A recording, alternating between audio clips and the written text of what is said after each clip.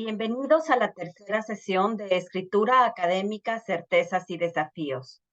Seminario web organizado por el Centro de Escritura del Tecnológico de Monterrey con el propósito de acercar a la comunidad docente y al público general reflexiones sobre la conceptualización, la enseñanza y el acompañamiento de distintos aspectos de la escritura y la oralización en la escuela. Hemos decidido dedicar este espacio a la escritura académica en el marco de la 30ª edición de la Feria Internacional del Libro Monterrey, porque parte de su público está integrada por docentes que en el día a día conviven con estudiantes de nivel medio superior o superior que tienen dificultades para comunicarse por escrito. Para nosotros, no se trata simplemente de desconocimiento por parte del estudiantado. Se trata más bien de que damos por sentadas algunas cuestiones que son propias de la escritura académica. En este sentido, nuestra meta durante estas jornadas es poner sobre la mesa una serie de ideas que pueden coadyuvar a orientar mejor las tareas de escritura y oralización a partir de pautas que caractericen puntualmente lo que se espera recibir por parte del alumno.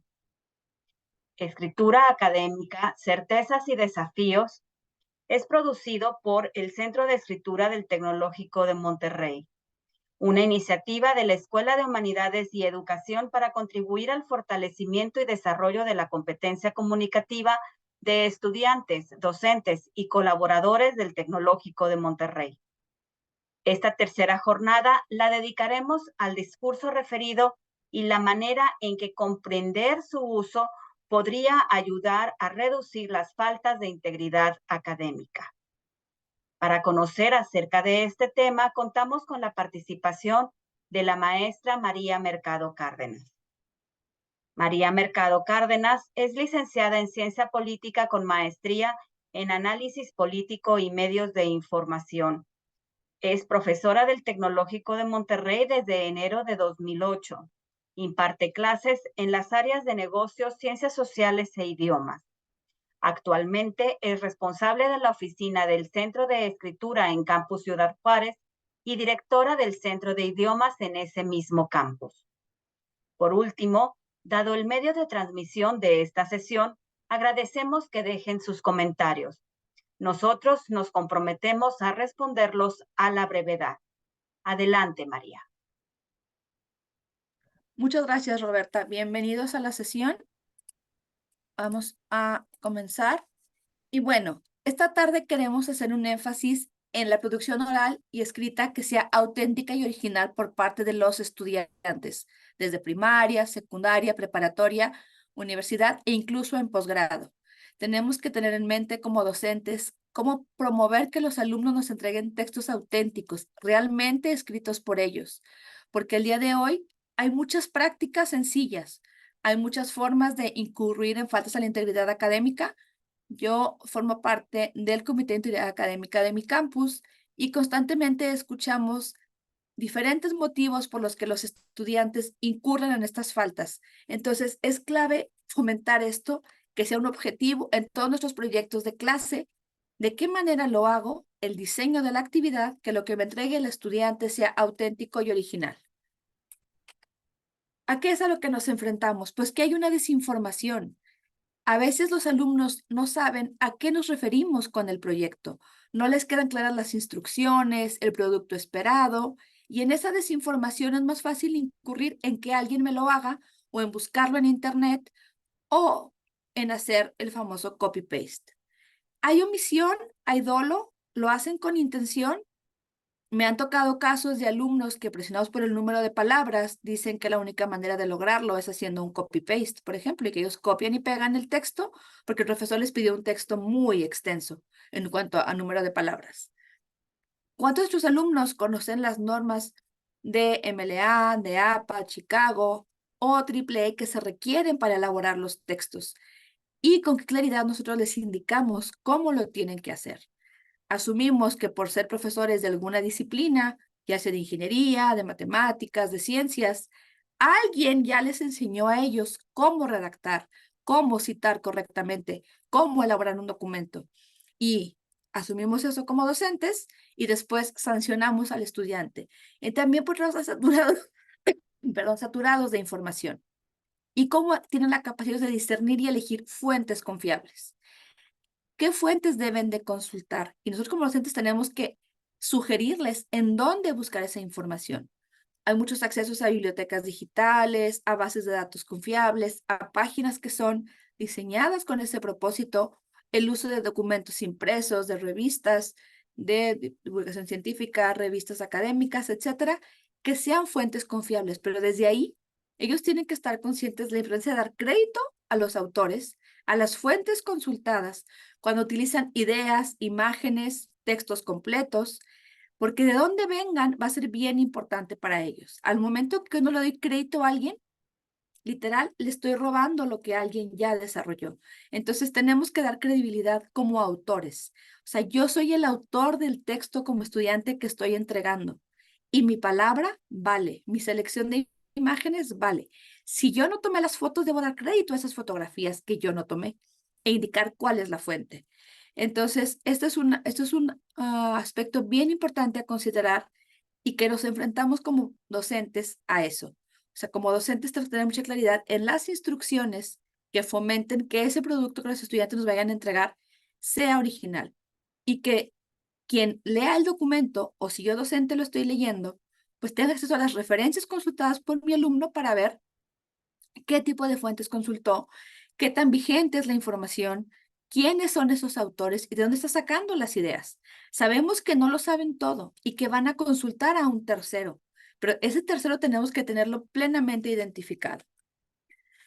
Y aquí es donde vamos a hablar del discurso referido, que es la introducción directa o indirecta de las palabras de alguien más en un documento, según tal persona, de acuerdo con lo planteado por nos permite concluir que entonces vamos a hacer referencia a alguien más que ya investigó, que ya es experto en el tema y a quien yo leí, consulté, a lo mejor entrevisté para introducirlo en mi documento. La idea del discurso referido, su propósito es presentar evidencia de nuestros argumentos o para discutir los argumentos de alguien más. Podemos estar en desacuerdo con las ideas de alguien. Entonces, ese planteamiento, ese debate de si estamos, en qué coincidencias, qué diferencias tenemos con alguien más, pues se requiere plantear la idea original para que de ahí se detone la discusión. Y finalmente nos permite construir evidencia de nuestra integridad académica, porque se va a diferenciar qué es lo que yo, María, sé y qué es lo que estoy consultando en otras fuentes, en quién más me estoy basando para llegar a las conclusiones que en este momento estoy planteando.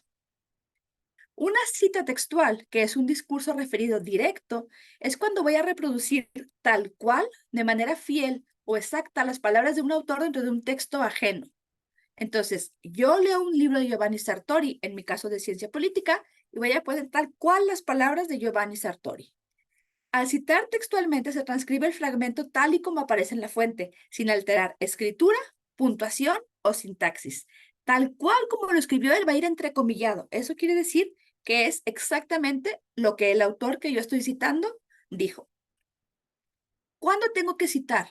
¿Cuándo es conveniente que mis alumnos citen en sus proyectos académicos, en sus textos, para sustentar una idea o un argumento?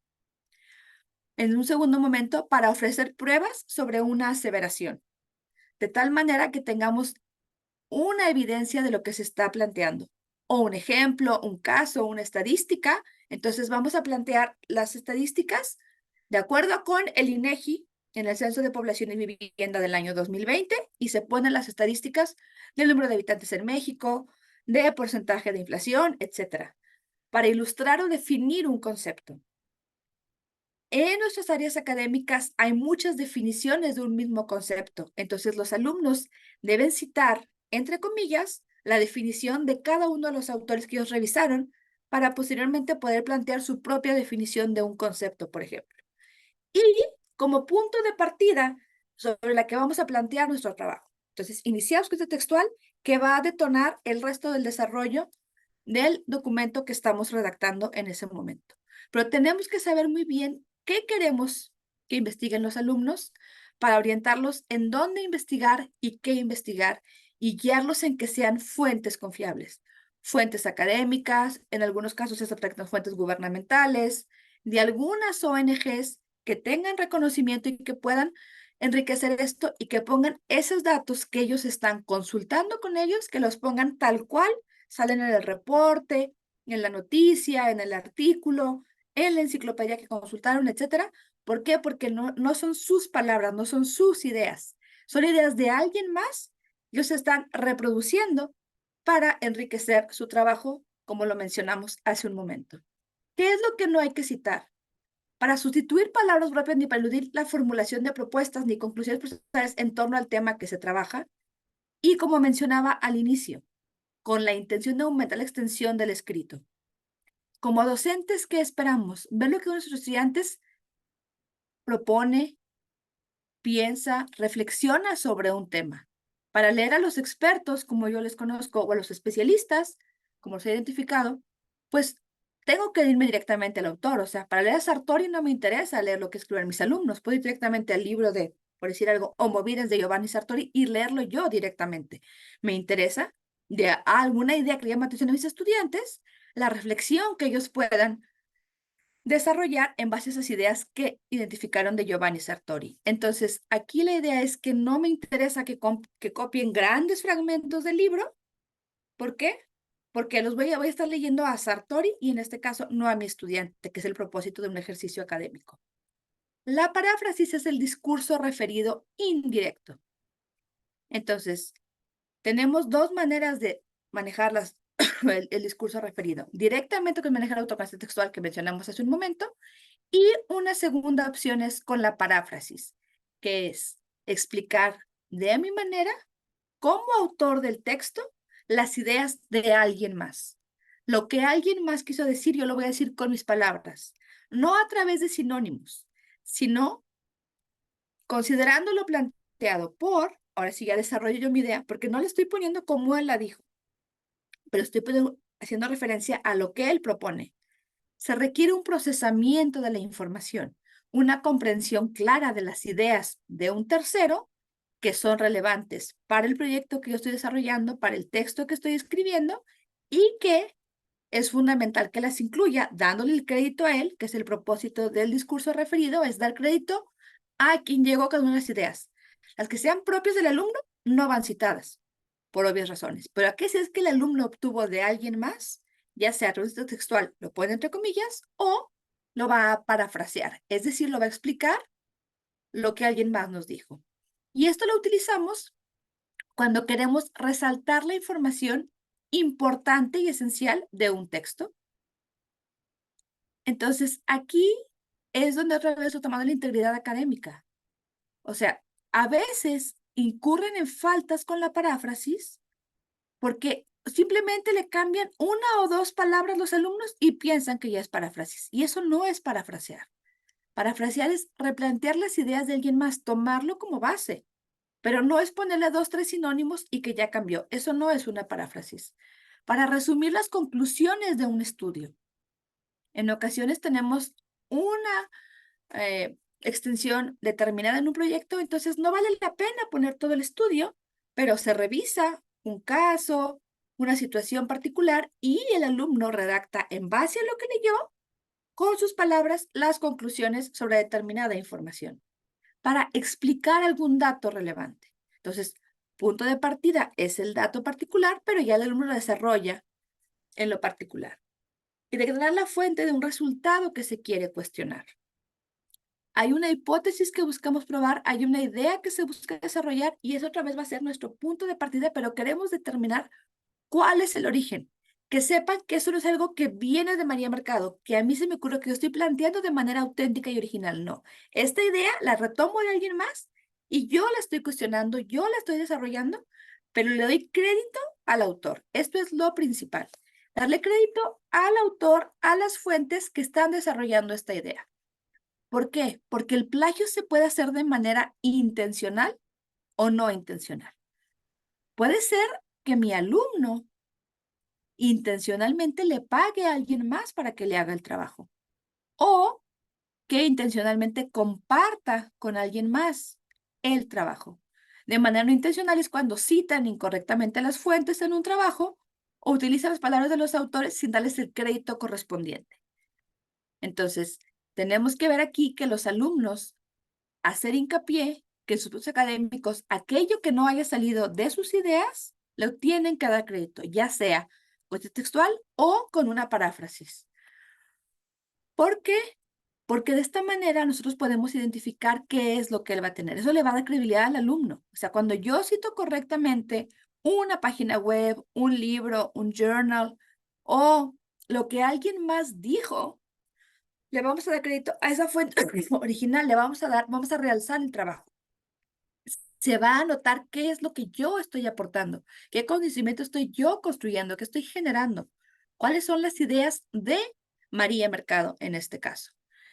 Aunque no somos las palabras textuales de alguien, pues nos referimos a la idea que él propuso, a su hipótesis, a su planteamiento, a su postura sobre un tema, pues también hay que darle crédito, porque esa postura sobre determinado tema no es una postura del autor de ese proyecto académico, es de alguien más que él está retomando, de alguien más en la que él se está basando.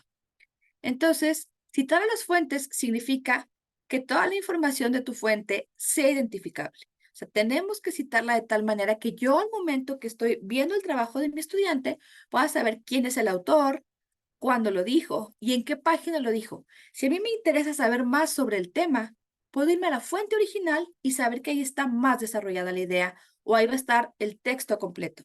Entonces, vamos a citar en el texto textual y vas a incluir también en las referencias. En las fuentes consultadas tienen que venir los datos completos de la fuente original en la que esa idea está planteada. Como les mencionaba también, citar demasiado es un error, porque aunque esté bien citado, pues el texto ya perdió originalidad. O sea, yo al principio les mencionaba que mi texto sea auténtico y original. Y como docentes esperamos leer a nuestros estudiantes, no a que nos pongan citas combinadas de diferentes libros y que eso sea el trabajo. O sea, es importante que siempre que haya una cita esté introducida o esté desarrollada posteriormente por los estudiantes, de tal manera que la contextualicen y en el texto se explique por qué es esa cita textual que está incorporada al texto. O sea, no es poner citas por poner citas, porque no va a haber argumentos propios del alumno ni va a haber sus propias palabras. Simplemente va a incluir ideas relevantes de muchos autores, pero no va a haber algo de autoría propia del estudiante. Entonces se tiene que mencionar que nos interesa leer al estudiante, que se vale que consulte fuentes para fundamentar sus ideas, pero que lo esencial es lo que él pueda desarrollar en base a esas ideas, lo que él pueda proponer en base a las ideas que alguien más atinadamente está planteando, pero que van a ser su referencia en el texto que él en este momento va a plantear, ¿de acuerdo? Entonces, para esto hay normas y vienen las normas de publicación en las que vamos a ver que son las reglas del juego de cómo elaborar un documento correctamente. No son ocurrencias, hay una razón por la que se establecen estas normas y hay criterios homologados que van a darle seriedad a un documento académico que esté bien elaborado. Entonces, estas normas han sido elaboradas por diferentes personas que pueden ser organizaciones, que pueden ser universidades, que pueden ser incluso revistas, que lo que buscan es marcar los lineamientos que se deben de seguir cuándo se están citando las fuentes, cuándo se está elaborando un ensayo y van desde el formato, pero también en cómo manejar las fuentes de información consultadas, las fuentes de información revisadas para elaborar el mismo. Muchas veces como docentes ponemos un mínimo de fuentes o un mínimo de diferentes tipos de fuentes, que consulten por lo menos un periódico, que consulten 3 revistas de divulgación científica, que consulten una página web o una entrada en la enciclopedia. Esas son decisiones del docente, pero el cómo se cita esa información, tenemos que clarificar también qué normas de publicación deseamos que sigan los estudiantes para que sigan esos estándares, pero eso se define o por la institución, o por el docente, o por la revista en la que se publica un artículo en un congreso. Y citar correctamente es lo que nos va a facilitar el no incurrir en faltas en la integridad académica. ¿Por qué? porque si yo no lo cito por desconocimiento, no estoy exento de la falta en la que estoy incurriendo y me pueden acusar de plagio o incluso de autoplagio de algunos estudiantes que han optado por entregar en diferentes materias el mismo proyecto de investigación o el mismo trabajo. Entonces, el plagio es una falta grave, es un delito en muchos países, pero sobre todo en muchas universidades también está muy sancionado y puede tener consecuencias graves el alumno el que incurra en esta falta y más cuando hay una reincidencia.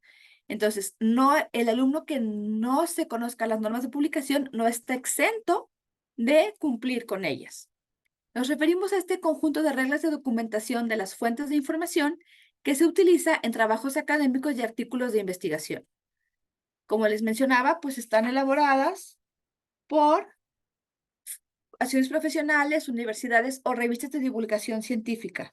Entonces, de esta manera, hay una credibilidad de lo que yo estoy elaborando. Y promover a los estudiantes que escriban los textos apegados a estas normas de publicación va a realzar lo que ellos escriben. Va a permitir que el día de mañana lo puedan compartir ese texto en alguna revista de divulgación, en algún congreso, pero nos tenemos que pegar a las normas que vienen en la descripción del documento que nos están solicitando. Entonces, sí hay que clarificarles a los alumnos cómo queremos que lo hagan, cómo queremos que ellos citen y asegurarnos que saben hacerlo. Porque muchos se confían al día de hoy de los procesadores de palabras, de las páginas web, que se los van a citar. Pero hay muchas versiones porque estas normas se van actualizando, como el resto de las normas de nuestra sociedad. Entonces, estas normas cambian y conviene aclarar que queremos que trabajen, por ejemplo, con APA, pero la 7ª edición.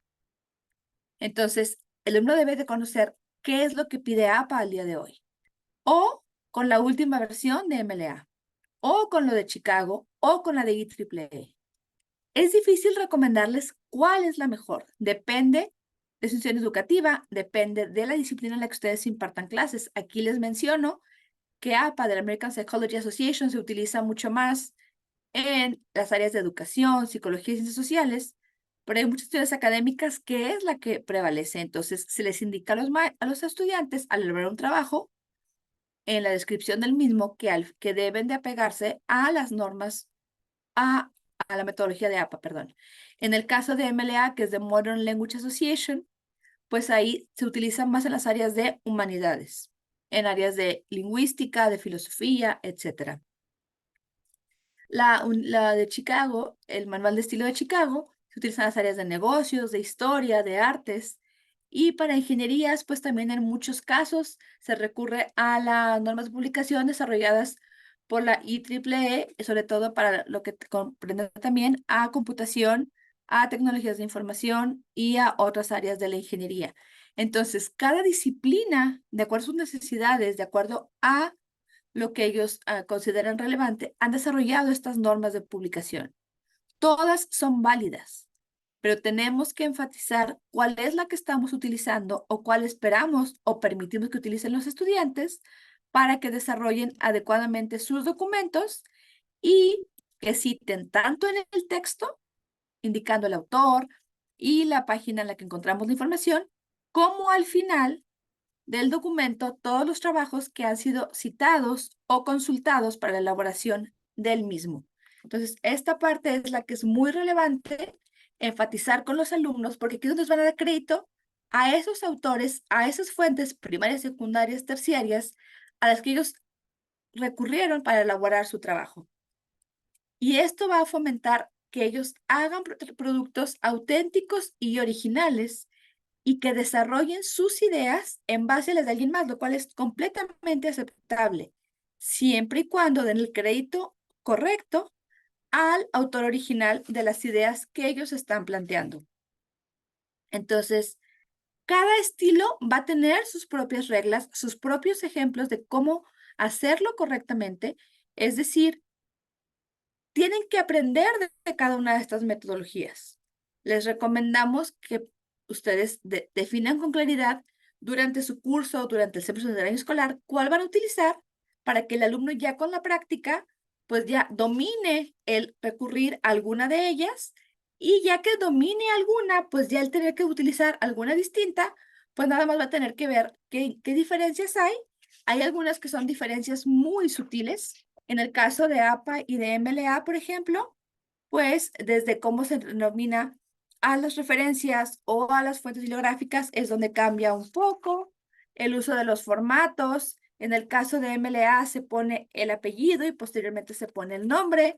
En el caso de APA se va a poner el apellido, coma y la primera letra del nombre o de las iniciales en caso de que el autor tenga dos nombres. Y así va a haber algunas diferencias sutiles, pero que para quienes sabemos de normas de publicación, pues sí vamos a identificar que un trabajo que se solicitó siguiendo APA, pues se entregó con MLA o viceversa. Entonces, aquí la esencia del discurso referido es que los estudiantes estén conscientes que es válido y es esperado que consulten a otras personas para elaborar sus documentos, pero que se espera que les den el crédito, ya sea copiando las ideas textualmente, textual, que es un texto breve, de no más de 40 palabras es lo recomendable. ¿Por qué? Porque eso debe detonar que el estudiante desarrolle otras ideas o parafraseando, que es decir, poniéndolo con sus propias palabras. Entonces tenemos que fomentar en el aula que los estudiantes practiquen que es conveniente citar aquellos datos bien puntuales, bien específicos, que no es fácil parafrasear o que no es posible parafrasear con los propósitos que tenemos y cómo hacer una buena paráfrasis. Pero aquí el error es asumir que el estudiante sabe hacerlo, que ya alguien más se lo enseñó. Y nosotros en las instrucciones, como mencionaba, diseñar una actividad que promueva la originalidad, que no sea un resumen nada más y que pues ellos a veces ya no leen los libros y van a buscar en páginas web porque es una actividad muy común. Entonces hay que pensar de qué manera mi actividad es lo más original posible para que promueva que mi estudiante sea quien la responda. Y también, pues, anticiparnos a la parte de que ellos pueden incluso caer en la compraventa de tareas, ¿de acuerdo? Entonces, entre los compañeros, pues, ir fomentando, perdón, en nuestra comunidad estudiantil, pues, la importancia de que su palabra vale, que sus ideas valen y que eso es lo que nosotros queremos conocer. Y que a través de las metodologías que tenemos en pantalla, ellos van a dar crédito a los otros autores que antecedieron el desarrollo de estas ideas y que ellos están utilizando como referencias, que van a ser su punto de partida, pero que, por ejemplo, la introducción, la conclusión de un texto, pues debe ser desarrollada por el alumno, porque es cuando él plantea qué es lo que va a incluir en el texto o al final la conclusión, cuál es su recapitulación. Entonces, ahí lo importante de que el alumno dimensione que su palabra es la que el profesor busca leer, que sus ideas, sus comentarios y también sus imágenes. Yo entiendo que a lo mejor no estamos tan acostumbrados, pero también las imágenes hay que citarlas, porque si yo no tomé esa fotografía, yo no tengo los derechos sobre esa fotografía. Yo no tengo los derechos sobre esas ideas, ni se me ocurrió a mí. Y vemos muchos casos en el mundo de los negocios, en el mundo del espectáculo, en el que yo hago propias ideas de otros y ese otro se da cuenta y no va a estar de acuerdo y hay un proceso al respecto. Entonces, aquí la intención es dar crédito a quien lo merece. Aquellas ideas que sean mías, que quede claridad que son mías. Aquellas ideas en las que yo estoy utilizando lo que alguien más ya propuso, darle crédito a ese autor directamente. Entonces, esto es fundamental. Hay que citar y parafrasear adecuadamente en el texto, pero tiene que haber una combinación y un balance entre las ideas propias y, en una menor proporción, aquellas ideas que yo voy a extraer de otros autores. Dedicar el tiempo y familiarizarme adecuadamente con las normas de publicación para que mi texto esté correctamente citado y que aquel que lea el artículo y quiera saber más del tema pueda consultar mis referencias y saber en dónde está desarrollada esa idea, en dónde puede aprender más sobre el tema y conocer más. Y con la cita textual en la página exacta, porque ahí es donde alguien más va a poder ir y va a poder validar que esa es la idea planteada tal cual por el autor. Recuerden que el textual no se puede modificar. va entre comillas y es que exactamente yo estoy replicando las ideas de otro. Y finalmente, el que yo tenga un texto auténtico y original me va a dar a mí credibilidad como autor, porque yo voy a estar planteando y voy a estar dando a conocer mi punto de vista, mis planteamientos, mis ideas, mis propuestas, mis conclusiones sobre un tema en particular. Y eso va a realzar mi crédito como estudiante de lo que yo pienso, opino y lo que yo sé sobre un tema, de lo que yo como investigador puedo aportar al conocimiento mediante lo que yo he desarrollado, mediante lo que yo he observado, mediante lo que yo he leído, y voy a actuar conforme a la ética, porque aquí es una cuestión de justicia. Yo creo que cuando yo desarrollo una idea, se sepa que el crédito es mío, que yo fui quien la elaboró, que yo fui quien la desarrolló, que yo fui quien llegó a esa conclusión. Entonces, en una cuestión, en acto de justicia, en una cuestión de apegándonos a la ética, pues yo debo de irme a las ideas de alguien más y reconocer que no son propias de María Mercado y que son ideas que alguien más desarrolló y que son relacionadas con lo que yo estoy planteando y por eso las incluyo ahí. Es muy importante en la literatura que los estudiantes tengan esa capacidad de escoger adecuadamente sus fuentes de información, porque el que yo incluya en mi proyecto a los autores que sean claves en la materia, pues definitivamente va a realzar mi trabajo. Pero lo que va a ser fundamental es el análisis que yo haga de esas ideas, la interpretación que yo haga de esas ideas, lo que yo desarrolle en base a esas ideas que ellos ya plantearon en determinado momento, pero también hay que puntualizar cuándo las plantearon. Al momento que estamos citando un texto, es fundamental incluir correctamente el año en el que se desarrolló, porque eso le da credibilidad a que yo estoy presentando información que en muchos casos es la más actual sobre el tema. Y para una infinidad de tópicos, la fecha es clave para ver que lo que yo estoy presentando es relevante, es pertinente. Entonces, de esta manera, el discurso referido es un aliado que tenemos en la escritura académica en el sentido de que nos va a permitir diferenciar qué escribió mi alumno y qué está consultando con alguien más. Pero requerimos orientación para hacerlo adecuadamente y promover en los alumnos el que queremos escucharlos, el que queremos leerlos a ellos, el que queremos que reflexionen y que en esa planeación que ellos hagan de la textualización consideren muy bien en qué momentos requieren de alguien más para fundamentar sus ideas, para tener credibilidad y para que se vea que eso que ellos plantean ya está con alguien más, pero que le damos el crédito correspondiente a esa persona. De esta forma, vamos a tener un texto bien elaborado, un texto completo, un texto íntegro y que va a tener ese balance entre lo que nuestros estudiantes, colegas, están planteando y las fuentes que están consultando, pero promoviendo la originalidad, promoviendo que no entren ellos a Internet y nos entreguen un ensayo elaborado por una página de tareas por alguien más, sino que está con las ideas de ellos, porque es lo que va a enriquecer, o sea, en las escuelas, en las universidades, estudios de educación pública o privada, nos interesa que ellos vean que son capaces de elaborar algo y que valoren lo que ellos son capaces de hacer. Y eso es lo que nos va de la mano con estas normas de publicación. O sea, que ellos se apeguen a los criterios académicos para reconocer a terceros y para darle valor a lo que ellos están escribiendo.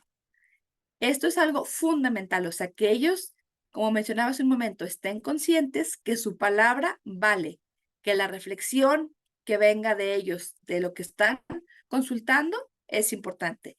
Y deben de incluir todas las referencias o los trabajos citados al final, depende si utilizan MLA o si utilizan APA.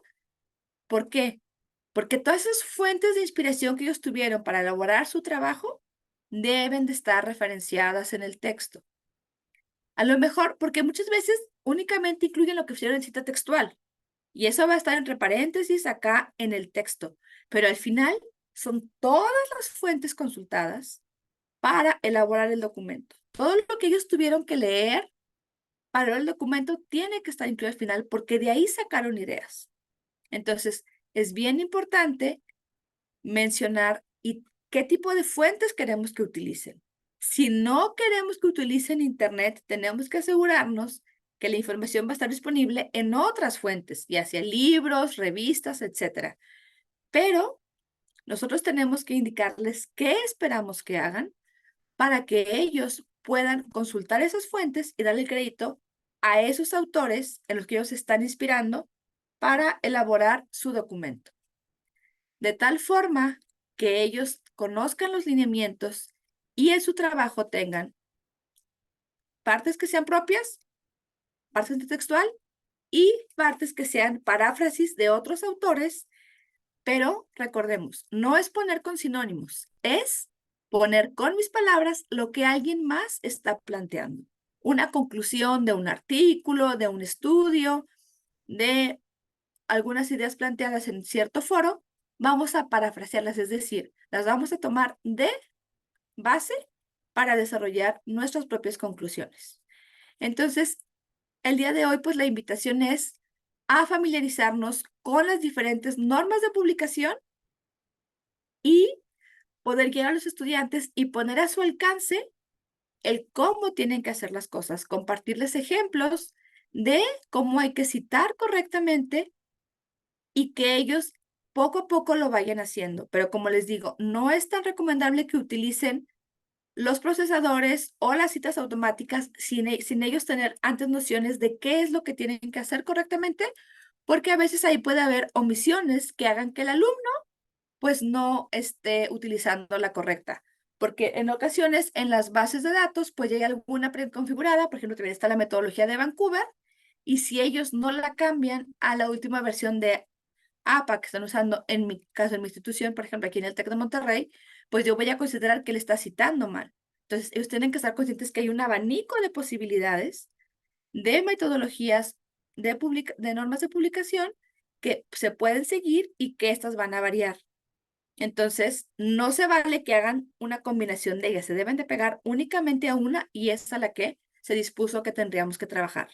Entonces, hay muchos retos ahorita en esto.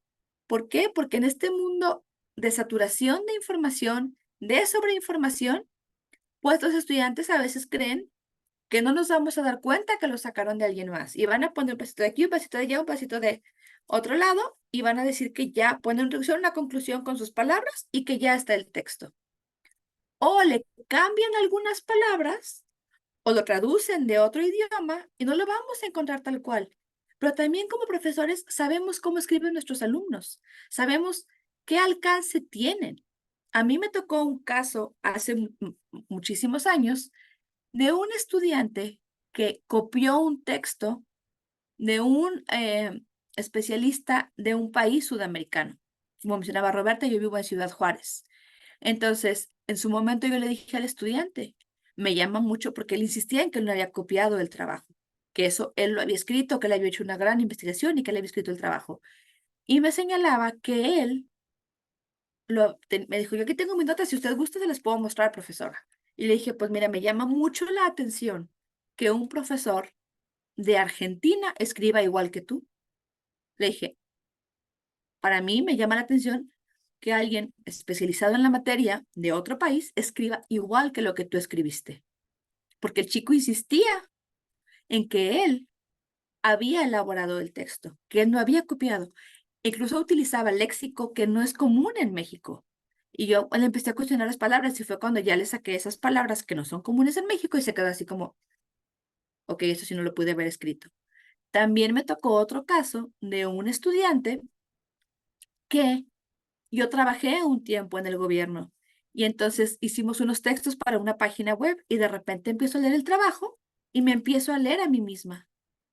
Algo me estaba familiar y yo dije, ¿esto está raro? Pues el chico había copiado tal cual los textos de esa página de gobierno. Pero a lo mejor son datos comunes, pero aún así se tiene que citar que se está consultando a este experto en el disciplinar, a esta página web, porque no son ideas propias de ellos. Por eso es que el discurso referido es que yo tengo que darle crédito a aquel que tuvo la idea original, a aquel que lo planteó en un primer momento, a aquel que yo consulté que desarrolló esa idea. Porque en la universidad, en la secundaria, en la prepa, estamos formando a los estudiantes y necesitamos enfatizar la importancia de cumplir con las normas de la escritura académica. Y aquí se conlleva el que las hagan de manera adecuada. Pero tienen que saber muy bien qué es lo que quieren decir, cómo lo quieren decir, y la parte de que ellos revisen esos textos, que ellos tengan la oportunidad de elaborarlos adecuadamente con instrucciones claras que les indiquen a ellos también a qué fuentes de información tienen acceso. A bibliotecas en físico, perdone, donde puedan consultar libros de la materia, si se vale o no se vale utilizar determinadas páginas web. Yo indico a mis estudiantes, no se valen tal página. O sea, no pueden utilizar páginas que sean de contenido que es cuestionable o que no sean fuentes oficiales de gobierno por el tipo de materias que imparto en ciencias sociales, con muchas fuentes gubernamentales.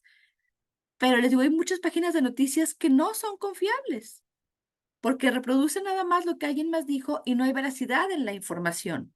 O mencionaba también yo cuándo se dijeron las cosas. Las estadísticas cambian. Entonces, para que un dato tenga validez, tenemos que saber la periodicidad del mismo, cuándo ocurrió. Entonces, aquí es la clave, compañeros docentes, colegas del área de educación, de ver el diseño de las actividades que promuevan que los alumnos lo hagan de manera original. O sea, si yo encargo un ensayo de Hamlet, va a haber muchísimos en la red. ¿Qué quiero yo que mis alumnos reflexionen de Hamlet? De tal manera que sea algo muy particular para que sea difícil que lo encuentren disponible en línea, difícil que esté en alguien más, pero si yo nada más les encargo, lean Hamlet y hagan un ensayo, o un resumen del Casa de Naciones de Adam Smith, pues sabemos que es un libro muy grande y que probablemente no van a leer. Entonces, a esa parte es en la que yo los invito a que se promueva y se reconozca en el aula el texto original, de tal manera, ¿y cómo vamos a ver que es original? Porque vamos a identificar con los alumnos qué están citando y qué están parafraseando, de tal manera que les hagamos énfasis en que sus ideas valen, en que lo que están planteando, ellos lo tienen que valorar y que son de todos. Y también en cuanto a los trabajos en equipo, porque un trabajo en equipo se puede estropear cuando tenemos división del trabajo en vez de trabajo en equipo y que todos son responsables de la autoría de lo que están entregando, porque es un documento que se hizo de manera colaborativa. Entonces, la responsabilidad de la autenticidad original del documento es de todos. Nosotros como profesores no siempre sabemos quién hizo el apartado 1, el 2, el 3 y el 4 y lo están entregando como grupo. Entonces, la integridad de todos, el valor que tiene el trabajo es de que todos se responsabilizan por lo que están escribiendo. Y si no está citado, si no está parafraseado, quiere decir que es de autoría propia. Y así lo vamos a interpretar. Y si nosotros detectamos con las herramientas que hay el día de hoy contra el plagio, ya mencionaba al principio, puede haber intención o no, por eso no los exime de la falta del plagio. Entonces, se tiene que mencionar esa parte, que todos son responsables de lo que se está entregando en el documento y que hay herramientas que ellos pueden utilizar como la paráfrasis, como este textual, para diferenciar lo que ellos personalmente no escribieron.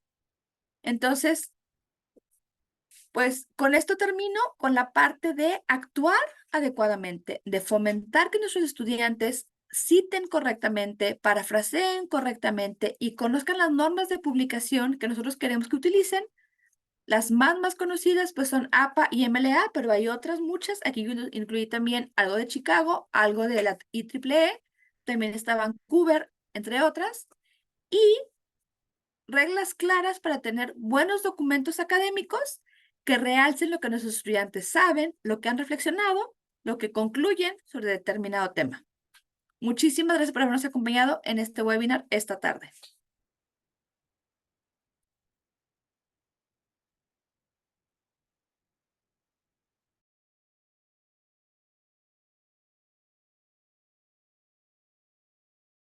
Muchas gracias, María, por tu presentación y quiero compartir y abonar una idea más a lo que acabas de mencionar, que bueno, también tenemos que pensar en que nuestros alumnos, cuando se acercan al centro de escritura, a veces no tienen idea de esto, y nuestros tutores, con un esfuerzo muy, muy grande, tienen que, bueno, con mucha delicadeza, ¿verdad? Porque los centros de escritura son espacios seguros, pues pedirles y ayudarles a que distingan entre sus palabras de las palabras de los demás, que se reconozcan ellos como autores y que vean que, bueno, tienen algo que aportar, porque creo, desde mi punto de vista, ¿verdad?, que ellos no están conscientes de que son los autores de un nuevo texto,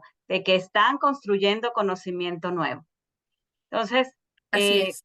pues tenemos mucho trabajo que hacer, tanto en el salón de clase como en el centro de escritura, porque es un tema difícil y tenemos que darle sentido a la escritura. Tú lo mencionaste varias veces, y darle sentido es, bueno, pues diseña una actividad que le haga sentido al alumno, que lo sitúe en su contexto, que, bueno, sea un poquito, no un poquito, muy Retadora. estimulante para su aprendizaje, ¿no? Porque de otra manera no lo estamos ayudando a que aprenda. Y por otra parte, bueno, esto no tiene que ver con los tutores, pero sí con el diseño de las actividades. Me ha tocado recibir estudiantes en el centro de escritura cuyos trabajos tienen una extensión de 40, 50 páginas, trabajos de una materia, no es una tesina, no es un artículo, no, no, no, es un trabajo final o proyecto final.